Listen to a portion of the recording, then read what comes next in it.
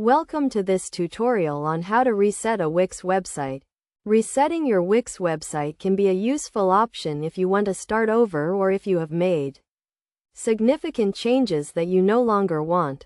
To reset your Wix website, start by logging into your Wix account and going to the Wix dashboard. From the dashboard, click on the website you want to reset. Click on the settings icon at the top right corner of the screen. Then click on Site Settings. Scroll down to the Advanced Settings section and click on Reset Site. You will be asked to confirm that you want to reset your site, as this action will delete all of your website's content, including pages, images, and text. Make sure to back up any important information before proceeding. Once you confirm, your website will be reset to its default template, with all of your customizations and content removed.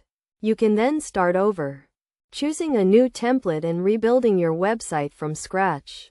It is worth noting that resetting your website will not affect your domain name or any email accounts associated with your Wix account. These will remain intact, and you can continue to use them with your newly reset website.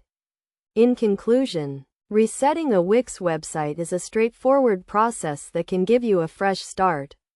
Just remember to back up any important information before resetting, and be aware that all of your customizations and content will be deleted.